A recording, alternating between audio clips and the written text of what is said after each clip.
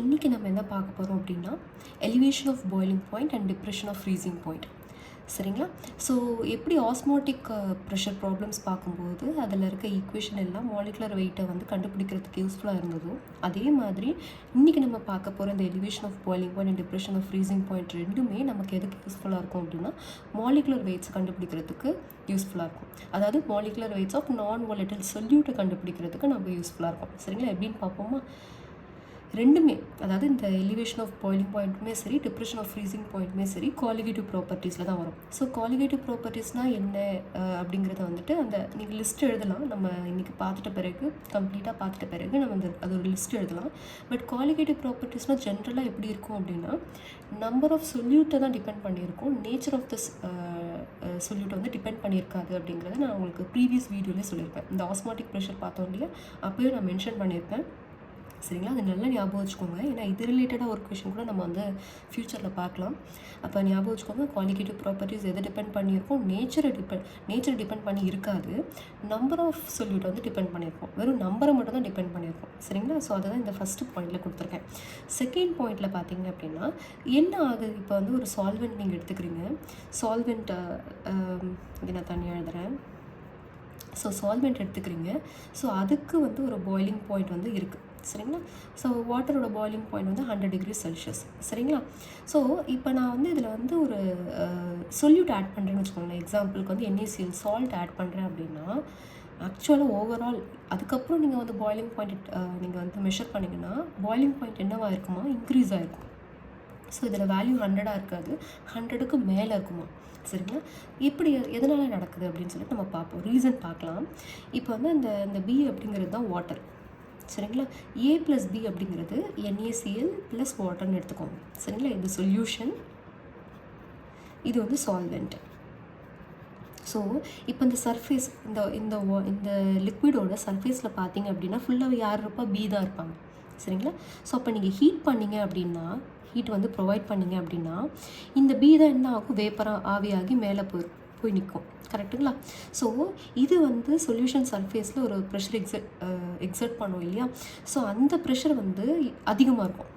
ஏன் அப்படின்னா இங்கே பார்த்தீங்க அப்படின்னா இங்கே வந்து ஏவும் இருக்கும், சர்ஃபேஸில் சொல்கிறேன், அதாவது இந்த சர்ஃபேஸில் ஏவும் இருக்கும், பியும் இருக்கும். கரெக்டுங்களா? அப்போ நீங்கள் ஹீட் பண்ணிங்கன்னா பி மட்டும்தான் வேப்பருக்கு போகும், வேப்பர் ஃபேஸ்க்கு போகும். ஏ போகாது. ஏன்னா இது நான் வாலடைல். அதனால தான் இந்த வார்த்தை ரொம்ப முக்கியம். நான் வாலடைல் சொல்யூட், அதாவது ஆவியாக முடியாத. சரிங்களா? அப்படிப்பட்ட சொல்யூட் தான் நம்ம எடுத்துக்கிறோம். அப்போ பி மட்டும்தான் இருக்கும். ஸோ இதோட ப்ரெஷர்ன்றது எதை டிபெண்ட் பண்ணியிருக்கோம்? நம்பர்ஸை டிபெண்ட் பண்ணியிருக்கோம். அதாவது அதிகமாக பார்ட்டிகல்ஸ் இருந்துச்சுன்னா அதுக்காக அதிகமாக ப்ரெஷர் இருக்கும். கம்மியான பார்ட்டிகல்ஸ் இங்கே இருக்க மாதிரி இருந்துச்சுன்னா அது கம்மியான ப்ரெஷர் இருக்கும். அப்போ வேப்பர் ப்ரெஷர் என்ன ஆகுது? இந்த கேஸில் வேப்பர் ப்ரெஷர் அதிகமாக இருக்கும். பட் சொல்யூட் ஆட் பண்ணிட்ட பிறகு வேப்பர் ப்ரெஷர் என்ன ஆகுதுன்னா டிக்ரீஸ் ஆகுது. ஸோ வேப்பர் ப்ரெஷர் டிக்ரீஸ் ஆச்சு அப்படின்னா நீங்கள் வந்து ஹீட் பண்ணணும். ஸோ நிறைய ஹீட் வந்து ப்ரொவைட் பண்ணணும். நிறைய ஹீட் ப்ரொவைட் பண்ணுறீங்க அப்படின்னா பாய்லிங் பாயிண்ட் என்ன ஆகும்? அதிகமாகும். சரிங்களா? ஸோ இதுதான் கான்செப்ட். ஏன் ஒரு நான் வாலடைல் சொல்யூட் ஆட் பண்ணுறது வழியாக நமக்கு வந்து பாய்லிங் பாயிண்ட் இன்க்ரீஸ் ஆகுதுன்றதுக்கு ரீசன் இதுதான். சரிங்களா? ஸோ இதை ஞாபகம் வச்சுக்கோங்க. அடுத்து நம்ம இந்த ஃபார்முலா பார்க்கலாம். இந்த ஃபார்முலா ரொம்ப இம்பார்ட்டண்ட். இந்த டெல்டா டிபி = KB × M. இந்த டெல்டா டிபி அப்படிங்கிறது எலிவேஷன் இன் பாய்லிங் பாயிண்ட், அதாவது டிஃப்ரென்ஸ் பிஃபோர் அண்ட் ஆஃப்டர். அதாவது வெறும்னே சால்வெண்ட் இருக்கும்போது எவ்வளவோ, ஓகே, அதுக்கு ஒரு பாய்லிங் பாயிண்ட் இருக்கும். கரெக்டுங்களா? சொல்யூஷனுக்கு ஒரு பாய்லிங் பாயிண்ட் இருக்கும். ஸோ இது ரெண்டுத்துமே மைனஸ் பண்ணிங்கன்னா அவ்வளோ அளவுக்கு எக்ஸ்ட்ரா ஏறி இருக்குமா டெம்பரேச்சர்? ஸோ அதுதான் இந்த டெல்டா டிபி. சரிங்களா? கேபி அப்படிங்கிறது பாய்லிங் பாயிண்ட் கான்ஸ்டன்ட். சரிங்களா? இங்கே வந்து புக்கில் வந்து எபிலியோஸ்கோபிக் கான்ஸ்டன்ட் அப்படின்னு சொல்லி கொடுத்துருப்பாங்க. அப்படின்னு சொல்லலாம், இல்லை பாய்லிங் பாயிண்ட் கான்ஸ்டன்ட் சொன்னாலும் ஒன்று தான். சரிங்களா? எம்ங்கிறது molality of a solution. So இங்கே வந்து நம்ம ஆஸ்மாட்டிக் ப்ரெஷர் பார்க்கும்போது மொலாரிட்டின்னு பார்த்தோம். கான்சன்ட்ரேஷனை டிபெண்ட் பண்ணியிருக்கட்டும் வந்து மொலாரிட்டி. இங்கே வந்து molality small M. So capital எம்ன்றது மொலாரிட்டி. சரிங்களா? ஸ்மால் எம் வந்து மொலாலிட்டி. அது ஞாபகம் வச்சுக்கோங்க. ஸோ இந்த ஸ்மால் எம் தான் நம்ம போடணும். சரிங்களா? சப்போஸ் நீங்கள் வந்து எடுத்துக்கிற இந்த சொல்யூட் வந்துட்டு அயனைஸ் ஆகுது. இப்போ NaCl வந்துட்டு அயனைஸ் ஆகும். கரெக்டுங்களா? Na+ ஆகும், Cl- ஆகும், அயனைஸ் ஆகும். இதோட வேன் ஹாஃப் ஃபேக்டர் அப்படிங்கிறது இந்த கவுண்ட், அயான்ஸோட கவுண்ட் இங்கே வந்து 2 தானே. அதனால 2. சரிங்களா? AlCl3 எடுத்துக்கிட்டிங்க அப்படின்னா Al + 3 + 3Cl மைனஸ்ன்னு சொல்லி அயனைஸ் ஆகும். ஸோ இப்போ அயான்ஸோட கவுண்ட் என்ன 4. சரிங்களா? ஐயோட வேல்யூ இங்கே 4. ஸோ ஐயோட வேல்யூ நீங்கள் என்ன டைப் ஆஃப் நீங்கள் சொல்லிட்டு எடுத்துக்கிறீங்களோ அதை டிபெண்ட் பண்ணியிருக்கோம். இங்கே NaCl வந்து Na + Cl மைனஸாக பிரியறனால I ஃபேக்டர் வந்து 2. இங்கே வந்து AlCl3 வந்து Al + 3 + 3Cl மைனஸ்ன்னு பிரியறனால டோட்டலாக ஆட் பண்ணிங்கன்னா இது 3 இது 1. ஸோ ஆட் பண்ணிங்கன்னா 4. சரிங்களா? Van Hoff ஃபேக்டர் வந்து 4. இது ஞாபகம் வச்சுக்கோங்க. அது எப்போ அப்படின்னா அயனைசபிள், அதாவது சால்ட் ஆட் பண்ணோம் அப்படின்னா அந்த இடத்துலலாம் நம்ம அந்த Van Hoff ஃபேக்டரை வந்து இன்ட்ரடியூஸ் பண்ணோம். சரிங்களா? So water boils at 100 degree Celsius at 1 atmospheric pressure. But நீங்கள் சால்ட் ஆட் பண்ணிங்க அப்படின்னா அந்த பாயிலிங் பாயிண்ட் என்ன ஆகணும், அந்த கான்செப்ட் படி நம்ம பார்த்த கான்செப்ட் படி இன்க்ரீஸ் ஆகணும். ஸோ எவ்வளோ இன்க்ரீஸ் ஆகுமா பாருங்கள், 100.5 degree Celsius. அதாவது இதை அப்ராக்சிமேட் பண்ணோம் அப்படின்னா 101 degree Celsius. சரிங்களா? ஸோ அப்போ 1 degree வந்து இன்க்ரீஸ் ஆகுது, ஞாபகம் வச்சுக்கோங்க. அடுத்து டிப்ரெஷன் ஆஃப் ஃப்ரீசிங் பாயிண்ட் பாருங்கள். இந்த நான் volatile solute is added to a solvent, same concept, but freezing point அங்கே வந்து பாயிலிங் பாயிண்ட் பார்க்குறோம், இங்கே வந்து என்ன பார்க்குறோம், ஃப்ரீசிங் பாயிண்ட் பார்க்குறோம். the freezing point of the solvent decreases. சரிங்களா? பாயிலிங் பாயிண்ட் இன்க்ரீஸ் ஆகும், ஃப்ரீசிங் பாயிண்ட் டிக்ரீஸ் ஆகும். பாயிலிங் பாயிண்ட்டுக்கு BB ஞாபகம் வச்சுக்கோங்க. ஸோ பாயிலிங் பாயிண்ட்னா பிக் ஆகும் வேல்யூ அப்படின்னு ஞாபகம் வச்சுக்கோங்க. சரிங்களா? ஃப்ரீசிங் பாயிண்ட்னா டிக்ரீஸ் ஆகணும். ஏதாவது ஒன்று ஞாபகம் வச்சுன்னா உங்களுக்கு ஈஸி. ஸோ அதே மாதிரி தான், அதே மாதிரி நீங்கள் ஃபார்முலா எழுதுங்க. அது என்ன ஃபார்முலா பார்த்தோம், அங்கே டிபின்னு பார்த்தோம், டிபி இங்கே வந்து டிஎஃப்னு பார்க்குறோம், அவ்வளோதான். அங்கே கேபின்னு பார்த்தோம், இங்கே கேஎஃப்னு பார்க்குறோம், அவ்வளோதான் வித்தியாசம். ஸோ டிஎஃப் அப்படின்றது டிப்ரெஷன் ஆஃப் ஃப்ரீசிங் பாயிண்ட், இந்த கேஎஃப் வந்துட்டு க்ரையோஸ்கோபிக் கான்ஸ்டன்ட், அப்படி இல்லைனா ஃப்ரீசிங் டிப்ரெஷன் கான்ஸ்டன்ட் அப்படின்னு ஞாபகம் வச்சுக்கோங்க. எம்ங்கிறது மொலாலிட்டி. சரிங்களா? அதே மாதிரி Van Hoff ஃபேக்டர் இங்கேயும் இன்ட்ரடியூஸ் பண்ணலாம். ஐனா உங்களுக்கு என்னென்னு தெரியும். ஸோ எவ்வளோ அயான்ஸ் வந்துட்டு ஸ்ப்ளிட் ஆகுதோ அதோட கவுண்ட் தான் நம்ம இங்கே வந்து இன்க்ளூட் பண்ணுறோம். சரிங்களா? ஸோ பியூர் வாட்டராக இருந்துச்சு அப்படின்னா 0 degree Celsius தான் அதோட ஃப்ரீசிங் பாயிண்ட். சரிங்களா? அதே வந்து நீங்கள் சால்ட் ஆட் பண்ணிங்க அப்படின்னா -2 degree Celsius. இப்போ இதுக்கும் டிஃப்ரென்ஸ் நான் கேட்டேன்னா +2 degree Celsiusன்னு சொல்லணும் நீங்கள். சரிங்களா? ஏன்னா இந்த மைனஸில் நம்ம அந்த கவுண்டில் எடுத்துக்க மாட்டோம். என்ன டிஃப்ரென்ஸ், அதாவது 0 degree Celsius அது வந்து 2 degree Celsius -2 degree Celsiusக்கு போய் தான் இது பண்ணும். இதுக்கும் டிஃப்ரென்ஸ் வேல்யூ என்ன, 2 degree Celsius தான். சரிங்களா? அது ஞாபகம் வச்சுக்கோங்க. அடுத்து இப்போ மோலார் மாஸ் எப்படி கண்டுபிடிக்கிறது, இங்கே வந்துட்டு இதுக்கு முன்னாடி வரைக்கும் நம்ம வந்து அந்த ஃபார்முலா, பேசிக் ஃபார்முலா பார்த்தோம். பட் இங்கே வந்து மோலார் மாஸ் எப்படி கண்டுபிடிக்கிறது அப்படின்னு சொல்லி பார்ப்போம். இந்த ஈக்குவேஷனில் தான், இந்த பேசிக் ஈக்குவேஷனில் தான் நம்ம கம்ப்ளீட்டாக எக்ஸ்பேண்ட் பண்ண போகிறோம். சரிங்களா? டெல் டிஎஃப் எழுதிக்கோங்க, கேஎஃப் இன்ட்டு மொலாலிட்டி. மொலாலிட்டினா என்ன, உங்களுக்கு நான் வந்து இந்த எக்ஸ்ப்ரெஸிங் கான்சன்ட்ரேஷன் அப்படிங்கிற வீடியோவில் வந்து மொலாரிட்டினா என்ன, மொலாலிட்டினா என்ன, எல்லாத்துக்குமே வந்து ஈக்குவேஷனோட அண்ட் எக்ஸ்ப்ரெஷனோட நான் உங்களுக்கு எக்ஸ்பிளைன் பண்ணியிருப்பேன். சரிங்களா? ஸோ அதை வந்து நீங்கள் அந்த வீடியோ போய் பாருங்கள், திரும்ப மறந்துட்டிங்கன்னா. பட் இங்கே வந்து மொலாலிட்டினா என்னன்றதை சொல்லிவிடுறேன். Moles of solute by mass of solvent. சரிங்களா? மொலாரிட்டி பார்த்தீங்க அப்படின்னா moles of solute by volume of the solution வரும். இங்கே பார்த்தீங்கன்னா மாஸ் ஆஃப் சால்வெண்ட்டுன்னு தான் வரும். சரிங்களா? சொல்யூஷன் வராது, அது ஞாபகம் வச்சுக்கோங்க. அதுக்கும் மொலாரிட்டிக்கும் இருக்க டிஃப்ரென்ஸ் இதுதான். ஓகேவா? அந்த வீடியோவில் நான் உங்களுக்கு வந்து ரெண்டுமே அதோட டிஃப்ரென்ஸ் என்னன்றதை காமிச்சிருக்கேன், நோட் பண்ணிக்கோங்க பண்ணாதவங்க. ஸோ மொலாலிட்டி அப்படிங்கிறது moles of solute by mass of solvent in kilogram. சரிங்களா? ஸோ அப்போ மொலாலிட்டி தானே நம்ம இங்கே வந்து எக்ஸ்பேண்ட் பண்ணுறோம். ஸோ இங்கே வந்து மோல்ஸ்ன்னு சொல்லிட்டேன், எண்ணெய். ஸோ எண்ணெய் ஃபர்தராக நீங்கள் எப்படி எக்ஸ்பேண்ட் பண்ணுவீங்க, வெயிட் பை மாலிகுலர் வெயிட். சரிங்களா? So weight molecular weight by mass of solvent in kilogram. அதாவது மாஸ் ஆஃப் சால்வெண்ட் வந்து என்ன வேணால் இருக்கலாம், ஒரு 100 கிராம் இருக்கலாம், இல்லை 50 கிராம் இருக்கலாம், இல்லை 1000 கிராம் இருக்கலாம்னு வச்சுக்கோங்களேன். பை 1000 நம்ம ஏன் இங்கே போடுறோன்னா இன் கிலோகிராமில், அதாவது கிலோகிராம்ன்றது is equal to 1 kilogram is equal to 1000 grams. சரிங்களா? ஸோ அதுதான் எவ்வளோ amount of solute in grams by 1000 நம்ம போடுறோம். சரிங்களா? இது நம்ம என்ன பண்ணலாம், மேலே கொண்டு போகணும் அப்படின்னு ரெசிப்ரோகேட் பண்ணணும். சரிங்களா? So W solute by M solute into 1000 by W solvent. சரிங்களா? ஸோ எதோடது அப்படின்னு சொல்லி தெரியணும். இதெல்லாம் சொல்யூட்டோடது. சரிங்களா? ஸோ அந்த கன்ஃபியூஷன் வரக்கூடாதுன்னா கீழே நான் சொல்லிட்டு சால்வெண்ட்னு எழுதியிருக்கேன். சரிங்களா? ஸோ நீங்களும் இதே மெத்தடாலஜி ஃபாலோ பண்ணுங்கள். ஸோ கன்ஃபியூஷன் வராது நீங்கள் வேல்யூஸ் சப்ஸ்டிட்யூட் பண்ணும்போது. சரிங்களா? அடுத்து இப்போ நம்ம இதை மொலாலிட்டிக்கு எக்ஸ்பேண்ட் பண்ணிட்டோம் இல்லையா? ஸோ இப்போ இதுக்கான எக்ஸ்பிரஷன் என்னன்றதை கண்டுபிடிக்கணும் ஃபஸ்ட் ஒன்றுக்கு. சரிங்களா? ஸோ என்ன பண்ணுங்கள், மொலாலிட்டி இருக்க வேண்டிய இடத்துல நீங்கள் இதெல்லாம் சப்ஸ்டிட்யூட் பண்ணுங்கள். ஸோ இதெல்லாம் சப்ஸ்டிட்யூட் பண்ணால் என்ன வரும், DF is equal to KF into solute, weight of solute by molecular weight of solute into 1000 by double. சரிங்களா? இப்போ என்ன பண்ணலாம்னா இதை நான் கண்டுபிடிக்கணும். கரெக்டாக மோலார் மாஸ் ஆஃப் நான் volatile solute கண்டுபிடிக்கிறது என்னோட எய்ம். ஸோ இதை நான் என்ன பண்ணிக்கலாம், இங்கே எடுத்துகிட்டு போயிட்டு இதை இங்கே கொண்டு வந்துடலாம். சரிங்களா? ஸோ ஃபைனல் ஈக்குவேஷன் இதுதான். இதுதான் உங்களோட ஃபைனல் ஈக்குவேஷன். சரிங்களா? ஸோ அடுத்து என்ன பண்ணலாம்னா டிப்ரெஷன் ஆஃப் ஃப்ரீசிங் பாயிண்ட்டுக்கு நீங்கள் வந்து டிரைவ்லாம் பண்ண வேண்டாம். உங்களுக்கு இதிலே புரிஞ்சிருச்சு இல்லையா?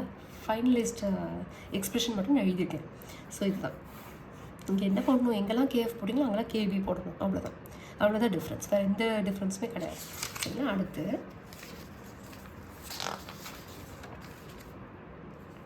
Relative lowering of vapour pressure அப்படின்றத பார்ப்போம். சரிங்களா? So P0 minus P by P0 இங்கே 1 அப்படின்னு நான் போட்டுக்கிறது சும்மா நொட்டேஷனுக்காக, அதாவது அது வந்து சால்வெண்ட் அப்படின்னு கூட எடுத்துக்கலாம். சரிங்களா? ஸோ ரிலேட்டிவ் லோவரிங்க்கு இதான் எக்ஸ்பிரஷன், அதாவது எவ்வளோ வந்து வேப்பர் ப்ரெஷர் வந்துட்டு குறைஞ்சிருக்கு அப்படிங்கிறத கண்டுபிடிக்கிறதுக்கு. சரிங்களா? ஸோ ஸ்டார்டிங்கில் எவ்வளோ இருந்தது மைனஸ் எப்படி மாறுச்சு பை ஸ்டார்டிங்கில் எவ்வளோ இருந்துச்சு. ஸோ இப்படி கண்டுபிடிச்சோன்னா எனக்கு வந்து எவ்வளோ வந்து சேஞ்ச் ஆயிருக்கு அப்படின்றத கண்டுபிடிக்கலாம். ஸோ அதுக்கு தான் இந்த எக்ஸ்பிரஷன். சரிங்களா? ஸோ P0 அப்படிங்கிறது vapour pressure of pure solvent, P அப்படிங்கிறது வேப்பர் ப்ரெஷர் ஆஃப் சொல்யூஷன். சரிங்களா?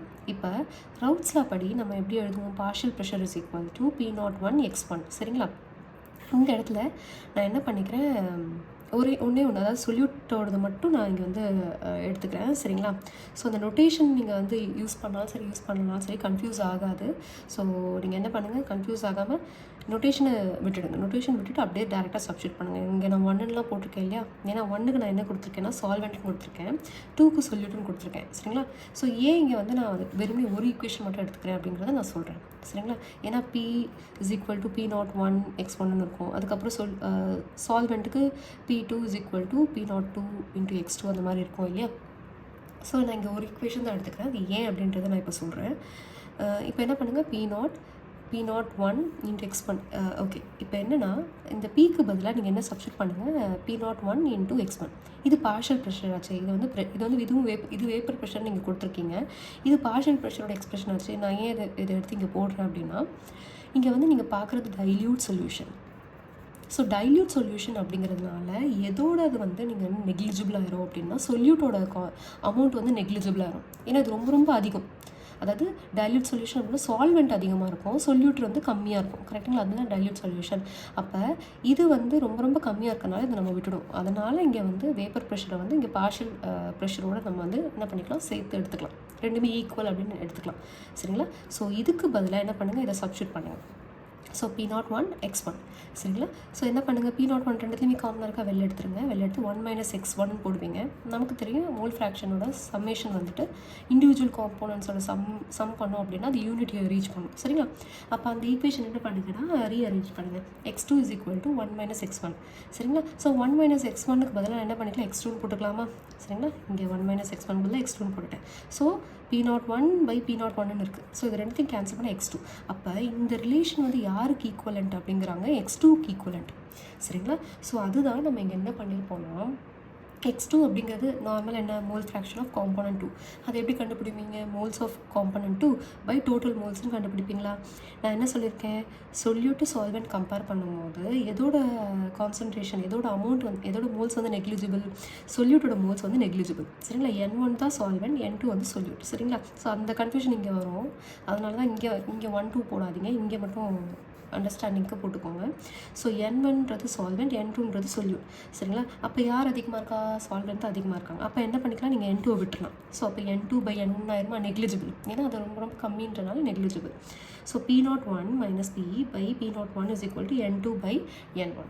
ஸோ இதுதான் வந்து ஃபைனல் ஈக்குவேஷன். சரிங்களா? இதுக்கப்புறம் நம்ம என்ன பண்ணலாம், N வந்து எக்ஸ்பேண்ட் பண்ணலாம். ஏன்னா நம்பர் ஆஃப் மோல்ஸ் அப்படிங்கிறது வெயிட் பை மாலிகுலர் வெயிட். சரிங்களா? ஸோ அப்போ 2க்கு போடுறீங்க அப்படின்னா N2 இஸ் ஈக்குவல் டு இங்கே 2, N1க்கு போட்டிங்கன்னா W1 M1. சரிங்களா? ஸோ அதை வந்து இங்கே நான் வந்து கொடுத்துருக்கேன் பாருங்கள். P0 - P by P0 is equal to W2 by M2 by W1/M1 வரும். மேலே போச்சுன்னா ரெசிப்ரோகேட் ஆகும். ரெசிப்ரோகேட் ஆச்சு அப்படின்னா M1/W1 இருக்கும். சரிங்களா? இப்போ என்ன பண்ணணும், நமக்கு எல்லா இடத்துலையுமே என்ன கண்டுபிடிக்கிறோம், இதோட அப்ளிகேஷனே காலிகேட்டிவ் ப்ராப்பர்ட்டிஸோட அப்ளிகேஷனே மோலார் மாஸ் ஆஃப் நான் வாலடைல்னு சொல்லிட்டு கண்டுபிடிக்கிறது தான். கரெக்டுங்களா? ஸோ இந்த M2 அங்கே கொண்டு போயிருங்க, இது மொத்தமாகவே சேர்த்து இங்கே கொண்டு வந்துடுங்க. ஸோ இதை தனியாக சால்வ் பண்ணிவிட்டு அதுக்கப்புறம் சப்ஸ்டிட் பண்ணுங்கள், ஆன்சர் கரெக்டாகும். சரிங்களா? So M2. ஸோ இப்படி தான் நம்ம வந்து எல்லா காலிகேட்டிவ் ப்ராப்பர்ட்டிஸும் பார்த்துருக்கோம். ஆஸ்மாட்டிக் ப்ரெஷர் பார்த்துருக்கோம், relative lowering of vapour pressure பார்த்துருக்கோம், elevation of boiling point, depression of freezing point. So இந்த 4 காலிகேட்டிவ் ப்ராப்பர்ட்டிஸ் அதோட அப்ளிகேஷன் அண்ட் ப்ராப்ளம்ஸ் வந்து நம்ம ஆஸ்மாட்டிக் ப்ரெஷருக்கு முடிச்சிட்டோம். சரிங்களா? இது மற்ற 3த்துக்கு நம்ம ப்ராப்ளம்ஸ் வந்து கொஞ்சம் கொஞ்சமாக பார்க்கலாம். இது ரொம்ப இம்பார்ட்டன்ட் டாபிக், ஏன்னா நிறைய ப்ராப்ளம்ஸ் வந்து இதில் வந்து கேட்குறாங்க. ஸோ ஃபஸ்ட்டு ப்ராப்ளமாக பார்க்கலாம். The freezing point depression constant KF கொடுத்துட்டாங்க of benzene is 5.12 Kelvin kilogram per mole. The freezing point depression for the solution of molality வந்து கொடுத்துருக்காங்க பாருங்கள் 0.078 molal containing a non-electrolyte solute in benzene is rounded off up to 2 decimal places. So KF கொடுத்துருக்காங்க, KF value தனியாக note பண்ணிக்கோங்க, M கொடுத்துருக்காங்க. இப்போ உங்களுக்கு அந்த பேசிக் ஈக்குவேஷன் தெரியும், ஏன்னா அது freezing point, depression freezing point வர ஃபார்முலா. ஸோ TF போட்டுக்கோங்க, இஸ் ஈக்குவல் டு ஃப்ரீசிங் பாயிண்ட்ன்றனால இது க்ரையோஸ்கோபிக் கான்ஸ்டன்ட் KF இன்டூ M. சரிங்களா? இப்போ வேல்யூஸை சப்ஸ்டியூட் பண்ணுங்கள். 5.12 Kelvin kilogram mole inverse. So molal பார்த்தீங்க அப்படின்னா number of moles of solute, மோல்ஸில் வருமா, மோலில் வருமா unit, per kilogram of solvent. கரெக்டுங்களா? Weight of mass of solvent in kilogram. So அப்போ அதோட யூனிட் என்ன வரும், கிலோகிராம்னு வரும். மேலே போச்சுன்னா கிலோகிராம் இன்வெர்ஸ்னு வரும். ஸோ கிலோகிராம் இன்வெர்ஸ் கேன்சல் ஆயிருமா, மோல் இன்வெர்ஸ் கேன்சல் ஆயிருமா. உங்களுக்கு ஃபைனலாக வர ஆன்சர் எதில் வரும் அப்படின்னா கெல்வினில் வரும். ஸோ 0.399 இருக்கும், அது 0.40 கெல்வின். ஸோ இந்த ஆன்சர் எங்கே இருக்குது, சியில் இருக்குது. ஸோ ஆப்ஷன் சி தான் வந்து கரெக்ட் ஆன்சர். பாருங்கள், டேரெக்டாக ஃபார்முலா தெரிஞ்சால் இந்த ப்ராப்ளம் சால்வ் பண்ணிடலாம். அடுத்து பாருங்கள், அடுத்த கொஷின் 2017 கேட்ட question. If the molality of the dilute solution is doubled then value of molal depression constant will be. அதாவது இங்கே வந்து ஒரு முக்கியமான பாயிண்ட்டு என்னென்னா, கேஎஃப்ங்கிறது கான்ஸ்டன்ட். அது வந்து கேஎஃப் வந்து it depends on nature of the solvent, கான்சன்ட்ரேஷனை டிபெண்ட் பண்ணியிருக்காது, ஞாபகம் வச்சுக்கோங்க. ஏன்னா காலிகேட்டிவ் ப்ராப்பர்ட்டிஸ் பார்த்தோம் அப்படின்னா, காலிகேட்டிவ் ப்ராப்பர்ட்டிஸ்ன்றது இந்த depression of freezing point, relative lowering of vapour pressure, இதெல்லாம் தான் காலிகேட்டிவ் ப்ராப்பர்ட்டிஸ். ஸோ அது யார் டிபெண்ட் பண்ணியிருக்கோம்னா, நம்பர் டிபெண்ட் பண்ணியிருக்கோம், நேச்சர் டிபெண்ட் பண்ணியிருக்காரு. பட் இந்த கான்ஸ்டன்ட்லாம் இருக்குது இல்லை, இந்த கேஎஃப், அதாவது கேஎஃப்ன்றது எபிலியோஸ்கோபிக் கான்ஸ்டன்ட், கேஎஃப்ங்கிறது cryoscopic constant, Kb ebullioscopic constant. So இது எல்லாமே எதை டிபெண்ட் பண்ணியிருக்கோம் அப்படின்னா, நேச்சரை தான் டிபெண்ட் பண்ணியிருக்கோம், அதோட கான்சன்ட்ரேஷனை டிபெண்ட் பண்ணியிருக்காது. அது ஞாபகம் வச்சுக்கோங்க. ஸோ மொலாலிட்டி, அதாவது கான்சன்ட்ரேஷன் வந்து இன்க்ரீஸ் ஆனாலும் சரி டிக்ரீஸ் ஆனாலும் சரி, கேஎஃப் அது என்ன பண்ணாது, அஃபெக்ட் பண்ணாது. ஸோ கேஎஃபோட வேல்யூ எப்படி இருக்கும்னா அன்சேஞ்சாக இருக்கும். ஸோ இது வந்து ஞாபகம் வச்சுக்கோங்க. சரிங்களா? ஸோ இது ஈக்குவேஷன் படி நீங்கள் வந்து குறையுது ஏறுது ரீஅரேஞ்ச் பண்ணிவிட்டு இது ஏறினா இது குறையும் அப்படிலாம் வந்து நீங்கள் கொண்டு வர முடியாது. ஸோ அதுக்கு தான் இந்த கொஷினை கேட்டிருக்காங்க. சரிங்களா? ஓகே, அடுத்த கொஷின் பார்ப்போம்.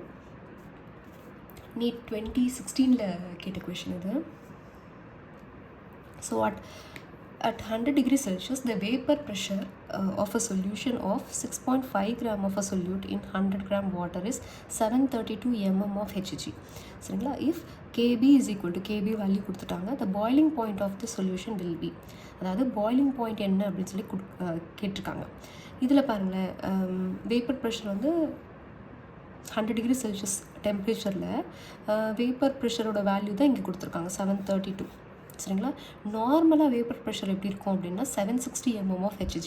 சரிங்களா? ஸோ இந்த வேல்யூ வந்துட்டு இந்த வேல்யூ கான்ஸ்டன்ட், இந்த வேல்யூ வந்து சேஞ்ச் ஆகாது. சரிங்களா? அவங்க 732க்கு கேட்டிருக்காங்க. சரிங்களா? வேப்பர் ப்ரெஷர் என்ன இருக்குது பாருங்கள், 760 mm of Hg. பட் அந்த வேப்பர் ப்ரெஷரோட வேல்யூ வந்து குறைஞ்சிருக்கு. சரிங்களா? Right. The boiling point of the solution will be, vapour pressure குறையிறனால தான் பாய்லிங் பாயிண்ட் வந்து இன்க்ரீஸ் ஆகுது. அந்த கான்செப்டும் நம்ம முன்னாடியே பார்த்தோம். ஸோ அது உங்களுக்கு கனெக்ட் பண்ணுறதுக்கு இங்கே ஈஸியாக இருக்குது பாருங்கள் இந்த ப்ராப்ளமில். So delta Tb is equal to Kb into m. சரிங்களா? ஸோ இப்போ இது நமக்கு தெரியும், இந்த லோவரிங் ஆஃப் வேப்பர் ப்ரெஷருக்கான ஃபார்முலா நமக்கு தெரியும், P0 - P/P0 that is equal to N2/N1. சரிங்களா. N2 அப்படிங்கிறது சொல்யூட், N1ன்றது சால்வெண்ட், அது மறந்துடாதீங்க. ஸோ ஃபஸ்ட்டு நம்ம என்ன பண்ணிக்கலாம், N2 இதிலேருந்து கண்டுபிடிச்சிக்கலாம். சரிங்களா. அப்போ என்ன வரும், 760 P0 அப்படிங்கிறது 760 மைனஸ் அங்கே கொடுத்துருக்க வேப்பர் ப்ரெஷர் 732. ஸோ சப்ஸ்டியூட் பண்ணுங்கள். இங்கே வந்து வேல்யூ கொடுத்துருக்காங்களா, N1 அப்படிங்கிற வேல்யூ கொடுத்துருக்காங்களா, எஸ் வந்து 100 கிராம் கொடுத்துருக்காங்க. மோலார் மாஸ் ஆஃப் வாட்டர் பார்த்தீங்க அப்படின்னா 18. எப்படி 18, ஆக்சிஜனுக்கு வந்து ஒரு ஆக்சிஜன் இருக்குது இன்டூ அதோட அட்டாமிக் மாஸ் பார்த்தீங்கன்னா 16. ஸோ 16 வந்துடும். 2 ஹைட்ரஜன் இருக்குது, அதோட அட்டாமிக் மாஸ் பார்த்தீங்கன்னா 1. ஸோ ஆன்சர் வந்து 2 வரும். டோட்டல் ஆட் பண்ணிங்கன்னா 16 + 2 18 வரும். ஸோ அந்த 18 தான் நம்ம இங்கே போட்டிருக்கோம். அதாவது என்ன வந்து வெயிட் பை மாலிகுலர் வெயிட்னு சொல்லி எக்ஸ்பேண்ட் பண்ணியிருக்கோம். ஸோ அதான் மேலே வந்து 100, இங்கே 100 கிராம்ஸ் கொடுத்துட்டாங்க, கீழே வந்து மாலிகுலர் வெயிட் பதில் 18 போட்டிருக்கீங்க. சரிங்களா. ஸோ சால்வ் பண்ணுங்கள், உங்களுக்கு N2 கிடைக்கும். ஸோ இதில் N2 கிடச்சிருக்கா. ஸோ N2 நீங்கள் என்ன பண்ணலாம் அப்படின்னா இந்த ஈக்குவேஷனில் சப்ஸ்டியூட் பண்ணலாம். இங்கே வந்து N2 வருது இல்லையா. ஸோ இந்த இடத்துல சப்ஸ்டியூட் பண்ணலாம். இந்த ஈக்குவேஷன் நீங்கள் எக்ஸ்பேண்ட் பண்ணியிருக்கீங்க. அதாவது TB minus T0B. Not be அப்படிங்கிறது பியூராக இருக்கிற பாய்லிங் பாயிண்ட். பியூராக இருக்கும்போது இந்த சால்வெண்ட்டோட பாய்லிங் பாயிண்ட் என்ன, 100 டிகிரி செல்சியஸ். சரிங்களா. உங்களோட பாய்லிங் பாயிண்ட்டு சொல்யூஷன் தான் கண்டுபிடிக்கிறீங்க. சரிங்களா. ஸோ அதான் இந்த TB is equal to 0.52 KB value கொடுத்துருக்காங்க இன்டூ N2ஓட வேல்யூ நம்ம கண்டுபிடிச்சிக்கலாம். சப்ஸ்டியூட் பண்ணுங்கள் into 1000 by weight of solvent 100. சரிங்களா.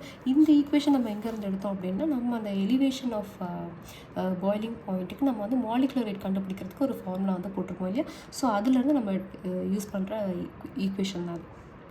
சரிங்களா. So minus 100 degree Celsius. இதை சால்வ் பண்ணினா 1.064 வரும். இப்போ இது வந்து மைனஸ் 100 டிகிரி செல்சியஸ், இது அந்த சைட் போச்சுன்னா ப்ளஸ்ன்னு ஆகும். ஸோ அப்ராக்சிமேட்டாக எவ்வளோ வரும் அப்படின்னா 101.06 அப்படின்ற இது எக்ஸாக்ட் வேல்யூ. சரிங்களா. ஸோ இது அப்ராக்சிமேட் வேல்யூ இங்கே கொடுத்துருக்காங்க 101. ஸோ ஆப்ஷன் சி தான் வந்து கரெக்ட் ஆன்சர். சரிங்களா. உங்களுக்கு இது புரிஞ்சிருக்கும்னு நினைக்கிறேன். நிறைய ப்ராப்ளம்ஸ் அடுத்தடுத்த கிளாஸஸில் பார்ப்போம்.